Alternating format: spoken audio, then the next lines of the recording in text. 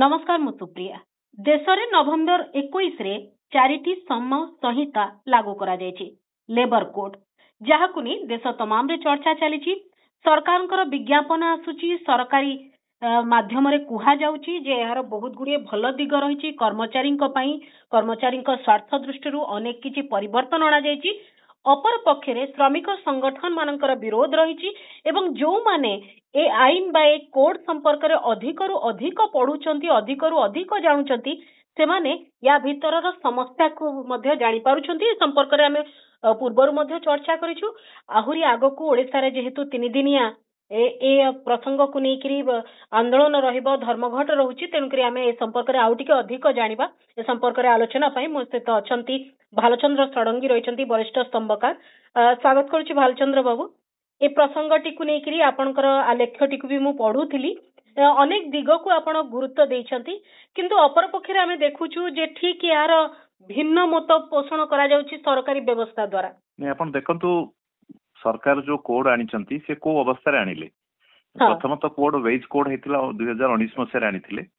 एवं ता परवर्ती अवस्था रे जतबेले कोविड रे सारा देश लॉकडाउन रे थिला एवं कोनसी राजनीतिक प्रतिवाद आंदोलन करबा संभव नथिला।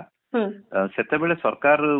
विरोधी दलंकर अनुपस्थिति रे संसद रे अत्यंत तरबरिया होय ई कोड को आनिथिले। एवं ए कोड आनिमा बेले जति प्रकृति रे सरकार को उद्देश्य श्रमिक मानकर उन्नति पई थांता ताहले प्रथम कथा होची जे सरकार आलोचना करिथांते श्रमिक संगठन मानकर मत नै थांते किंतु श्रमिक संगठन माने जेते अछंती केवल बीएमएस को छाडी देले आरएसएस जो संगठन बीजेपी सहित जो श्रमिक संगठन बीएमएस को छाडी देले और बाकी सबु श्रमिक संगठन माने लगातार विरोध करी आसीचंती एवं सेमानकर आपत्ति भी जणीचंती किंतु कोनोसी आपत्ति को ए पर्यंत ना ग्रहण करा गला ना सेमानक सहित कोनोसी आलोचना करा गला एवं अत्यंत तरबरिया भाबे लुकायित भाबे सरकार एटा को आनिले। आनिला पर भी ताकू इम्प्लीमेंट करिवारे सरकार एते साहस करि पार नथिले एवं से अपेक्षा करथिले गोटे अनुकूल परिवेश पई एवं बिहार इलेक्शन रे जेतेबेले से माने जितिले एवं विरोधी दल कहिया गले डिमोरलाइज हो जाइछि सेही समय रे से माने तरबरी भाबे ए कोड ताकू लागू करिवा पई नोटिफिकेशन जारी कले। गत 21 तारिख टू नवेम्बर 21 तारिख रे सेटा आरंभ विधिवत भाबरे लागू होला कहले चले। तेणु सरकारकर उद्देश्य होची संपूर्ण रूपे संदेहास्पद एवं उद्देश्य होची श्रमिक विरोधी। तेणु श्रमिक मानक सहित कौन प्रकार आलोचना कि श्रमिक संगठन मानकर सहित डायलॉग करबा सबरे सरकार विश्वास करनथिले कारण सरकार स्पष्ट भाव जानिथिले जे एई जो कोड आसुची ये होची कॉर्पोरेट सपक्षवादी मालिक श्रेणी को बा पूंजीपति श्रेणी को पई एटा आसीची एवं श्रमिक मानकर अधिकार को छड़े नउची सेति पई से माने कहि ए पर्यंत साहस करू नथिले जे एई कोड को आनिमा पई। एबे संसद रे शीत अधिवेशन चली आम राज्य परिप्रेक्षी जो देखा विधानसभा रे शीत अधिवेशन चली ये गोटे प्रकृष्ट समय जो समय अपोजिशन हो सिविल सोसाइटी हो बा साधारण जनता हो ए प्रसंगटी को उत्थापन करि परिबे जे जे प्रभावित होउचंते। आपण देखि पारुचंती कि सेभली भाबरे गोटे बड़ चाप प्रयोग करि पारला भली कारण आमर देशर आमे पूर्वरु कृषि आईन संपर्क रे से दिनसटी देखितिलु दीर्घ वर्षर माने दीर्घ दिनर संघर्ष पर कृषि आईन को फेरस्त नेबा पे बाध्य हो जाइतले एबे सेही प्रकार परिस्थिति हेबा भली कोनसी प्रकार परिवेश आपण देखुचंती कि आपण देखंतु जो समय रे ए कोड संसद रे आथिला सेही समय रे सेही प्राय एका समय रे आथिला तीनटा कला कृषि आईन एवं कृषि आईन विरुद्ध रे कृषक माने लढई लढिले एवं से माने कंटिन्यूअसली जो स्ट्रगल कले सस्टेन स्ट्रगल जारी फल सरकार बाध्य हेले याकू प्रत्याहार करबा पई एवं जेतेबेले आमे कोड कथा कहिबा श्रमिक संगठन मानकर जदि स्थिति कहिबा आजिर दिन रे श्रमिक संगठन माने जो भली याकू विरोध करबा कथा बा जो भली एई लढई को आगु को नबा कथा से अवस्था रे नाहंती। आपण तो जानि छंती जे 90% रु अधिक श्रमिक असंगठित क्षेत्र रे अछंती जो माने कि प्रायतः श्रमिक संगठन मानक भीतर संगठित होइकि नाहांती। तेणु अधिकांश श्रमिक संगठित जो संगठित आंदोलन परिसर बाहर अछंती एवं जो माने भी अछंती से भितरे विभिन्न संगठन जेमती आपण देखंतु बीएमएस गोटे बड़ संगठन से माने जेतु गवर्नमेंट को विरोध करिया को चाहू नाहांती କିନ୍ତୁ ଅନ୍ୟ ଯୋଉମାନେ ବି ଅଛନ୍ତି ସେମାନଙ୍କର ଲଢେଇ ଏପର୍ଯ୍ୟନ୍ତ ଦେଖିବେ ଯଦିଓ 3ଟି ଅଲ ଇଣ୍ଡିଆ ଷ୍ଟ୍ରାଇକ୍ ହେଇଛି ଏଇ କୋଡ୍ ବିରୁଦ୍ଧରେ ଅତୀତରେ, କିନ୍ତୁ ସେଟା ଯେତିକି ସରକାରଙ୍କୁ ଚାପ ପକେଇବା କଥା ସେ ପରିମାଣରେ ପକେଇ ପାରୁନି। ଏଇଟା ଗୋଟେ ଦୁର୍ଭାଗ୍ୟର କଥା। ତେଣୁ ହୁଏତ ଯେତେବେଳେ ଏଇ କୋଡ୍ କାର୍ଯ୍ୟକାରୀ ହେଲା ପରେ ଲୋକଙ୍କ ଭିତରେ ଯେତେବେଳେ ଅନୁଭବ ହବ ଆର ଯୋଉ ଖରାପ ପ୍ରଭାବଟା, ସେତେବେଳେ ହୁଏତ ଆନ୍ଦୋଳନ ଆଗକୁ ଯିବାର ସମ୍ଭାବନା ଅଛି। କିନ୍ତୁ ଯଦି ଆମେ ସେ ଭିତରେ ପ୍ରବେଶ କରି ଯାଉଛେ, ସମୟ ଆସିବ ପୁଣି ଆମେ ଦେହ ସୁହା କରିଦବା, ଯାହା ବି ସ୍ଥିତି ହବ ତାକୁ ସ୍ୱାଭାବିକ ବୋଲି ଧରି ନେବା। ଏଭଳି କଥା ମଧ୍ୟ ଆମ ଦେଶର ବିଭିନ୍ନ ଆଇନ କ୍ଷେତ୍ରରେ, ବିଭିନ୍ନ ପରିବର୍ତ୍ତନ କ୍ଷେତ୍ରରେ ଆମେ ଅନୁଭବ କରୁଛୁ। ଏବଂ ଆଉ ଗୋଟେ କଥା ବି ଜାଣିବାକୁ ଚାହୁଁଛି ଯେ ଗୋଟେ ଦୀର୍ଘ ବର୍ଷର ଶ୍ରମିକ ଶ୍ରେଣୀର ସଂଘର୍ଷ ପରେ ଗୋଟେ 8 ଘଣ୍ଟିଆ କାର୍ଯ୍ୟ ଦିବସର କଥା ଆସିଛି। ଏଇ ଯୋଉ 12 ଘଣ୍ଟିଆ କାର୍ଯ୍ୟ ଦିବସ ଏବଂ 12 ଘଣ୍ଟିଆ କାମ କରିପାରିବାର ଯୋଉ କଥାଟି କୁହାଯାଉଛି, ସେଇଟା ପୁଣି ମାନେ ପ୍ରକ୍ରିୟାରେ ପୁରା ନର୍ମାଲାଇଜ କରାଯିବନି ତ? କାଲି ସକାଳକୁ କେହି ଦେଖିବାକୁ ନାହିଁ ଯେ ଆପଣ 8 ଘଣ୍ଟା କାମ କଲେ କି 12 ଘଣ୍ଟା କାମ କଲେ, ତାକୁ ନର୍ମାଲାଇଜ କରାଯିବନି ତ? ନାଇଁ, ଆପଣ ଦେଖନ୍ତୁ ଏଇଥିରେ ଗୁଡାଏ ଦିଗ ରହିଛି ଏଇ କୋଡ୍ ରେ। ସେଇଥିରୁ ଆପଣ ଯୋଉଟା ଗୁରୁତ୍ୱପୂର୍ଣ୍ଣ ଦିଗ କହିଲେ ଯେ ଏଇଠି ଯୋଉଟା କି କର୍ପୋରେଟ ମାନଙ୍କ ତରଫରୁ ଆପଣ ଦେଖିଥିବେ ନାରାୟଣ ମୂର୍ତ୍ତି ବି ମଝିରେ ସଜେଷ୍ଟ କରିଥିଲେ, ଆହୁରି କିଛି କର୍ପୋରେଟ ଯୋଉମାନେ ମୁଖ୍ୟ, ସେମାନେ ବିଭିନ୍ନ କର୍ପୋରେଟ ହାଉସ ର ମୁଖ୍ୟ ମାଲିକ, ସେମାନେ ମଝିରେ ମତ ପ୍ରକାଶ କରିଛନ୍ତି ଯେ ଶ୍ରମ ଦିବସ ଟାକୁ ବଢେଇବା ପାଇଁ। ଏବଂ ଶ୍ରମ ଦିବସ ତ କୋଉ ପରିସ୍ଥିତିରେ 8 ଘଣ୍ଟିଆ ଶ୍ରମ ଦିବସ ସୃଷ୍ଟି ହେଇଛି ଆମେ ସମସ୍ତେ ଜାଣିଛେ, କିନ୍ତୁ ଏବଂ ସେଇଟା ମଣିଷର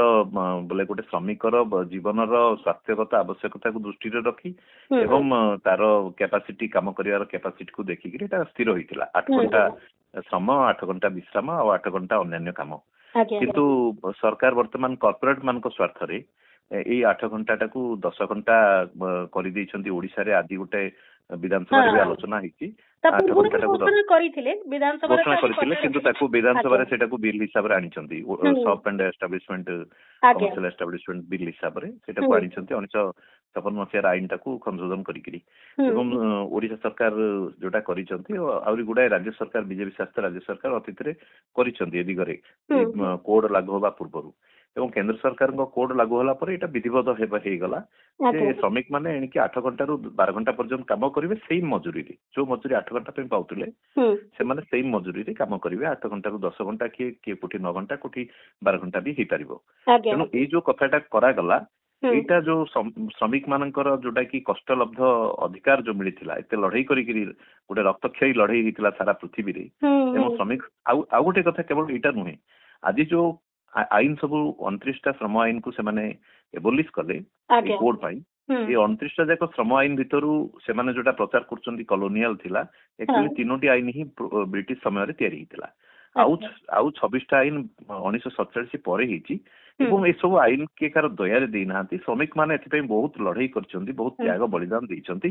ଯାହାର ଫଳଶ୍ରୁତି ସ୍ୱରୂପ ଏସବୁ ଆଇନ ସବୁ ଆମେ ପାଇଛେ। ଦେଶର ସ୍ୱତଃପ୍ରବୃତ ଆସିନାହିଁ ଯେପର୍ଯ୍ୟନ୍ତ ସେ ସମ୍ପର୍କିତ ସ୍ୱର ନ ଶୁଭିଛି,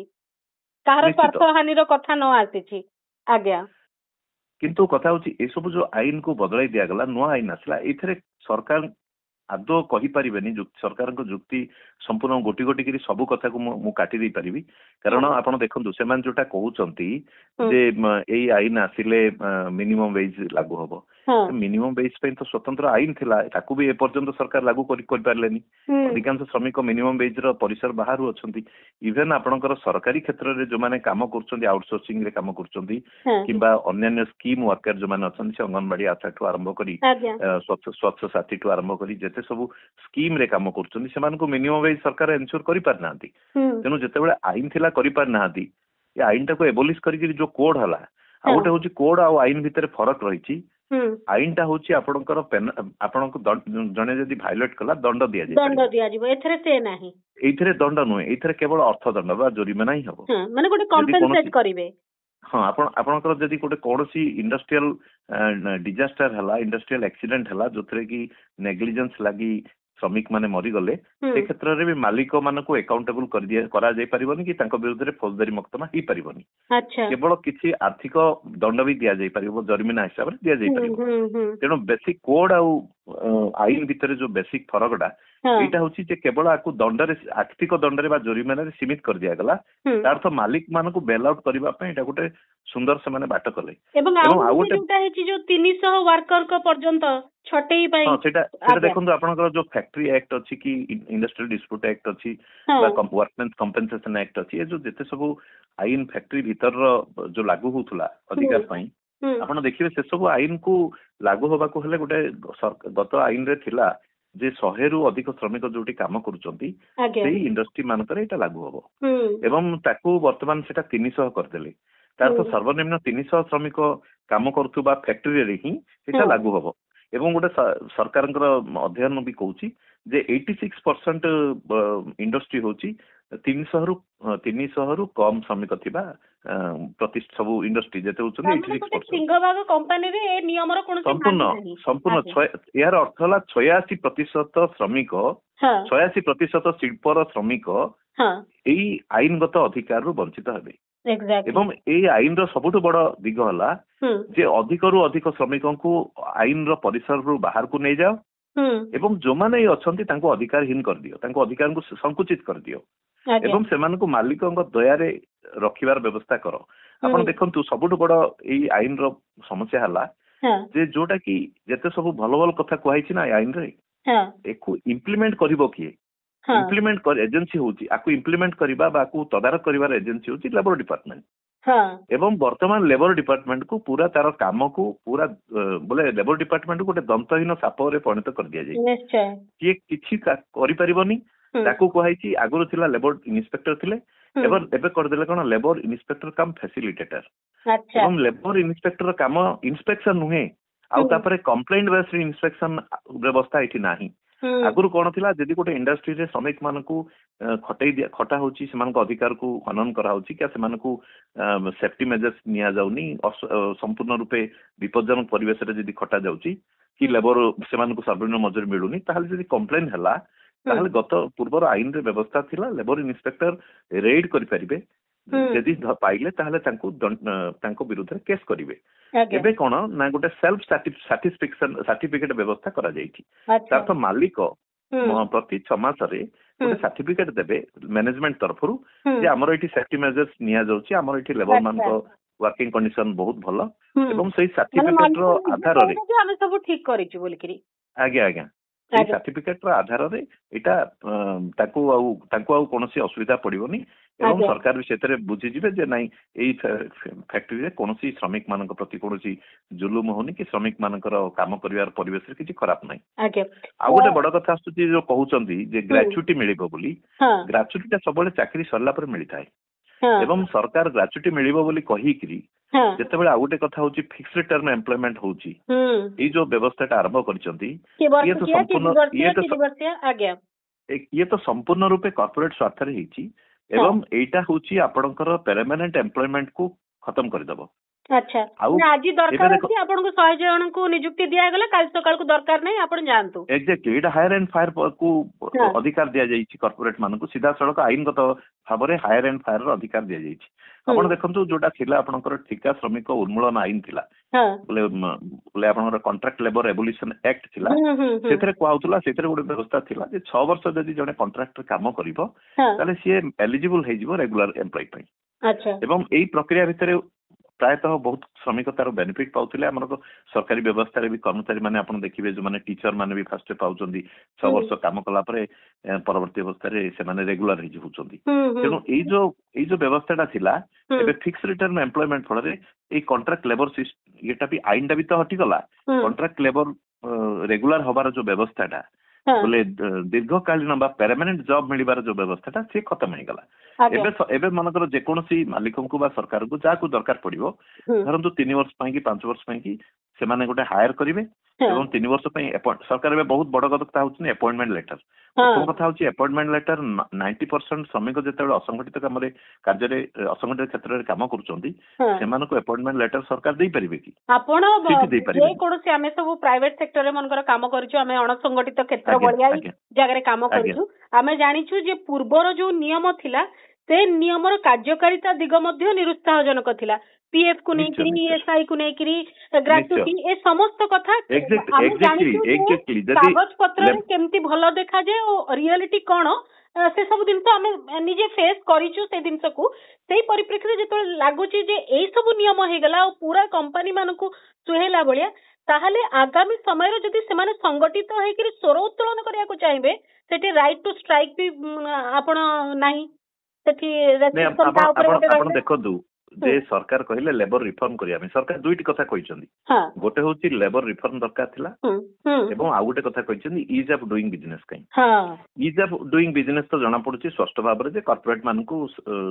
सेमानकर पुंजी निवेश पई अनुकूल परिवेश तैयारी करिया पई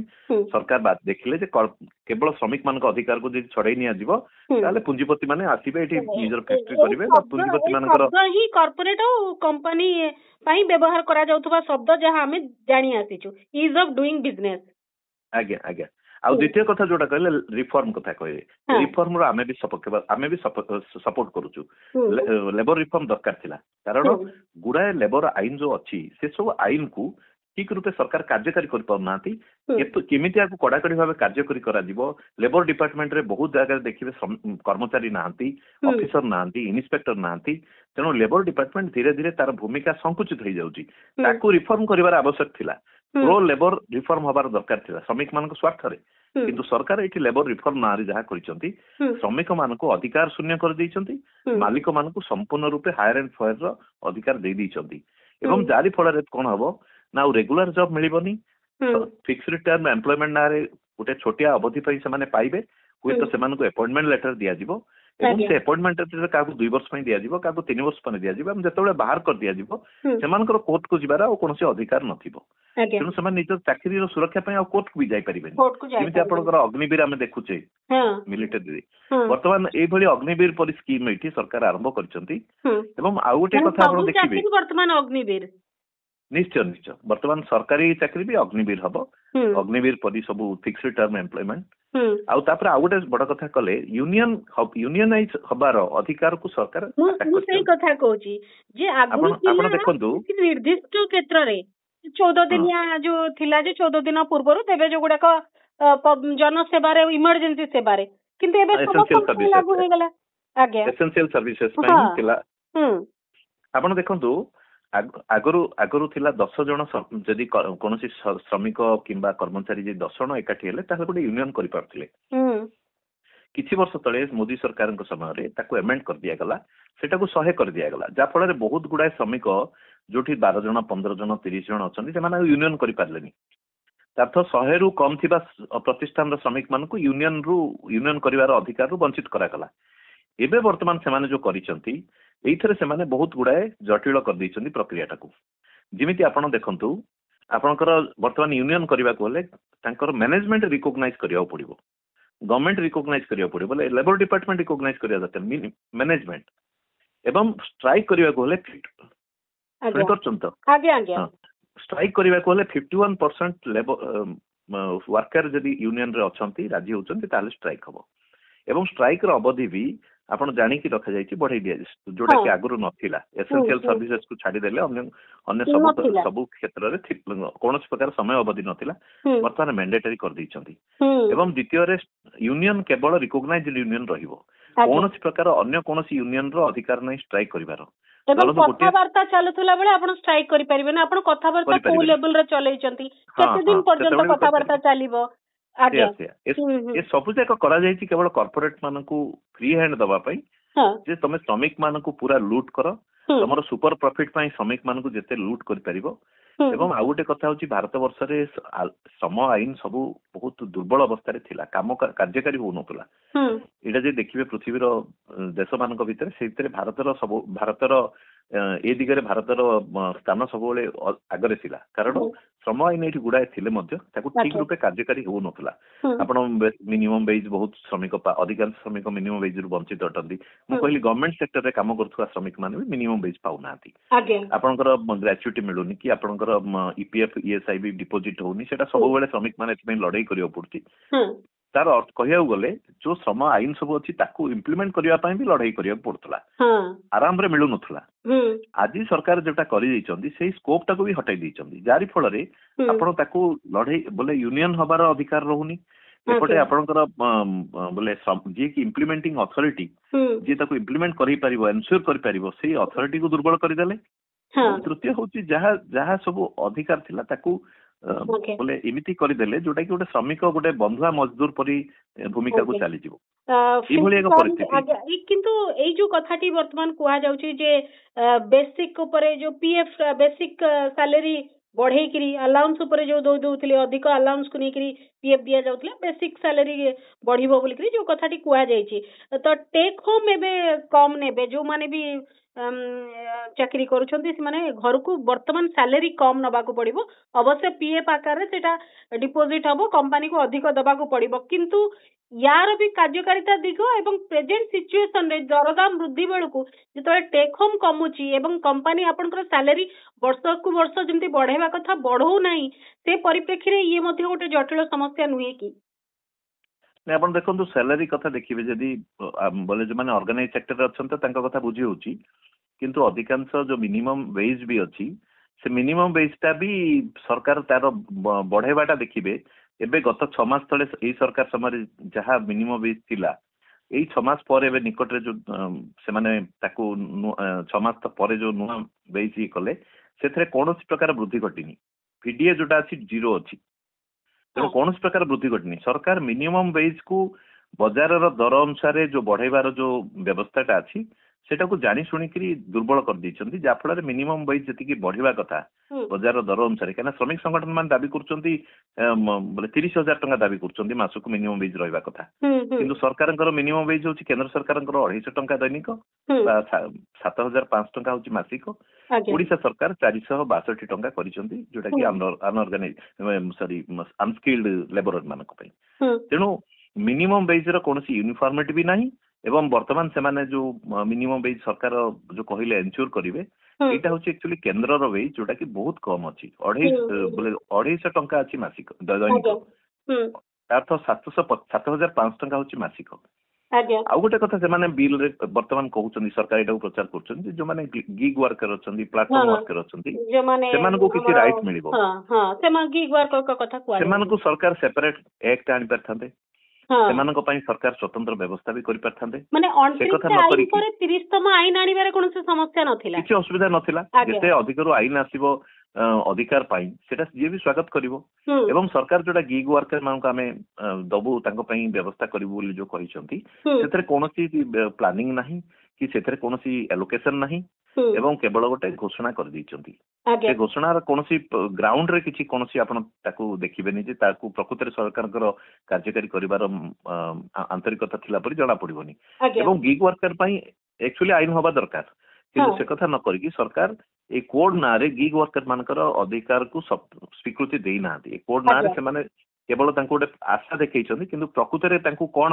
बेनिफिट दिया जाई परिबो से कथा नै कि कोनोसी स्पष्टता नाही आगे मु आ गोटे कथा आपन तो जानिबी संक्षेप रे महिला मानक संपर्क रे कार्य क्षेत्र रे सब बेले से माने रात्रि काम करिवे कोनोसी डिस्क्रिमिनेशन रहइबनी ए सब ठीक अछि एगुडी को लागुची सुनिला बेल को बहुत प्रगतिशील किंतु सेठी जो महिलार सहमति कथा जो रहिछि जे ती कंसेंट दे देबो तार अर्थ कोन मुंडरो दायित्व काढी देबे कि जदी किछि भलमंद ता सहित होबो जदी कोनोसी सिक्युरिटी इश्यू रहिबो नहीं मु ओडिशा सरकार जो आनिचंती बिल टा मु सेटा पढुतली ता ऊपर मु गोटे मत भी सोशल मीडिया रे रखिची से बिल रे सेठी कुहा जाईची जे एग्जैक्टली आपण जोटा कहिले सम्मति पत्र मु जस्ट खाली आपण को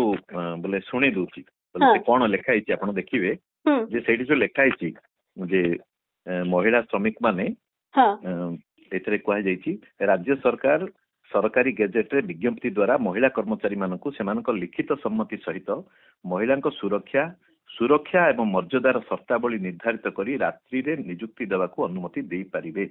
अच्छा एटा राज्य सरकार ताको एमेंड करचंती एवं एठी लेखा हिची महिलांक लिखित सम्मति एवं महिलांक सुरक्षा और मर्यादार शर्तावली एथरे कुहा जाइनी जे एक्चुअली भारत परी देश में महिला मानक राति काम नियोजित न करने महिला माने अधिक असुरक्षित आम समाज रे महिला विरुद्ध रे वायलेंस आम दिन दीपहर देखुचे कार्यस्थल रे वायलेंस देखुचे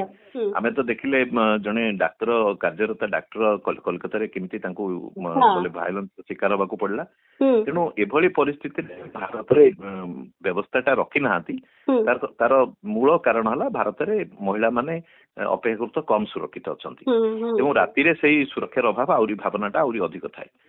किंतु एठी जोटा से माने करिसंती जदि कोनोसी इमित कोनोसी आवश्यक नथिला जे महिला कर्मचारी मानकु राति रे भी काम रे लगेबार इमिति कोनोसी बोले स्थिति आसी नथिला जे सरकारंगर कोनोसी स्टडी की सरकारंगर कोनोसी रिपोर्ट रे आसिनी जे महिला कर्मचारी बा महिला श्रमिक मानकु राति रे एंगेज न कले अर्थनीतिर कोनोसी गोटे समस्या होची बोली बा अभिवृद्धि होनी बोली सीमित नथिला सरकार जोटा करिसंती जदि भी कले ताले एथिपाई दुईटी कथा करबा दरकार थिला गोटे होची जोठी जो देश रे महिला माने श्रमिक महिला माने रात्रि रे ड्यूटी रे जानती सेमानकु घरु नबा एवं घरे आनी की छाड़ीबार व्यवस्था संपृक्त कंपनी करिथाय सुरक्षित भाव रे द्वितीय कथा होची कार्यस्थल रे संपूर्ण रूपे सुरक्षा व्यवस्था थाए कोनोसी महिला तापरे अधिक महिला थाइकरी कोनोसी जगह रे कम महिला को नेकरी कोनोसी कार्य होबा उचित नय बोले रात्रि रात्रि कंफर्टेबल गोटे महिला संपूर्ण कंफर्टेबल न हले हां आ सम्मति पत्रटा आगे बाध्य करी कि जण चाकरी जदी चली जबार भय अछि से तो सम्मति पत्र निश्चित देबो माने कर हां जे नाइट शिफ्ट जदी न करबो हमर भी मीडिया रे अछि बहुत जन को कुआ जे अपन नाइट शिफ्ट करिवे कि नाही से जदी नाइट शिफ्ट को मना कले ताले तार गोटे नेगेटिव पॉइंट हिसाब रे काउंट हला होय तो तार जो कैरियर एक्सेल करबा पई आउ जहा सुजोग मिलिया कथा मिली परिबो नाही से कथा भी रहते आज्ञा तेणु एटा आपण जोटा कहले से एग्जैक्ट पूरा ठीक कथा जे जो सम्मति ना रे से माने बोले तमे जेहेतु सम्मति देइछो तेणु जहा सुविधा तमे सामना करिवो बोली तम प्रस्तुत होइछो गोटे मानसिक भाबे सेमिति गोटे मानसिकता तयारी करिया को चाहती जे दोष जदी कोन समस्या हो दोषटा महिला कर्मचारी पर आसीबो किंतु सुरक्षार दायित्व एवं सुरक्षित वातावरण सृष्टि करिवार संपूर्ण दायित्व होची मैनेजमेंट रो जदी मैनेजमेंट महिला मानकू रात्रि नियोजित करने कथा सरकार एलाउ कर सहित सरकार एनश्योर करने कथा जे सेमानकु घर ठू कार्यस्थल को घर को नबा आनिबार सुरक्षित भाव नबा आनिबार व्यवस्था एवं कार्यस्थल रे सी निजे बोले कंफर्टेबल फील कला परी गोटे परिवेश तैयारी करिवो जोतरे कि सफिशिएंट महिला कर्मचारी थिबे एवं सेमानको सुरक्षार व्यवस्था थिबो ओके मु लास्ट कमेंट अति संक्षेप रे आपन को जानिबी लेबर इश्यू गोटे कॉन्करेंट लिस्ट रे रहिछि किछि कथा राज्य माने मध्य करि परिबे से दृष्टिकोण रो आपण किछि आशा रखिचंती जे एठी किछि परिवर्तन हबो बा से भली परिवेश सृष्टि हबो जोठी बाध्यबाधकता रहइबो परिवर्तन करिया पे सेमति किछि आशा रहिछि आपनकर लास्ट कमेंट ए देखो तो जेतु भारतर राजनीतिक चित्र जे देखिबे अधिकांश राज्य वर्तमान बीजेपी बा एनडीए शासित तेणु से भिन्न केंद्र सरकारंकर नीति ठू भिन्न किसी नीति ग्रहण करेंगे मत आशा लगुनि आम ओडिशा रे जोटा आगुरु नथिला एबे ही गला तेणु से दृष्टि मत किसी रिलीफ पाइला परि मत लागुनि किंतु सब किछि निर्भर करे श्रमिक मान आंदोलन उपरे यदि श्रमिक आंदोलन कारण वर्तमान सबुठ बड़ आवश्यकता अछि सबु संगठन जेते ब्रॉड बेस्ड आंदोलन हबो ताही सरकार को ऊपर चाप प्रयोग कर परिबे हुए तो आगामी समय बीएमएस मध्ये बुझिबो जदी श्रमिक समस्या हां बीएमएस जदि एई इश्यू रे साइलेंट रहउची ताहले निश्चित रूपे बीएमएस आ श्रमिक मानक संगठन नुहे गोटे कॉर्पोरेट मानकर सपक्षवादी संगठन हिसाब रे लोक श्रमिक मानक आगे बोले एक्सपोज हेबो तेणु बीएमएस जदि निजर स्थिति रक्षा करिया पे चाहूची स्वाभाविक भाव सेमान को भी आसिया पड़िबो किंतु बीएमएस तो आशा बहुत कम कारण आरएसएस रो सी श्रमिक संगठन जो माने कॉर्पोरेट स्वार्थ रे काम करछंती तेणु तथापि भारत वर्ष रे वर्तमान डेरी रे हेले मध्य श्रमिक संगठन माने एकत्रित भाबे आंदोलन आरंभ करछंती मो भाबुची आउरी आगो को जीवा एवं गोटे बड़ व्यापक एवं लढुआ आंदोलन हबो जाकी सरकार को श्रमिकों का संग्राम एबे भी सरी नाही निश्चय आज्ञा बहुत बहुत धन्यवाद भालचंद्र बाबू एतिक समय देछंती हमें लेबर कोड संपर्क रे चर्चा करथिले राज्य रे मध्य गण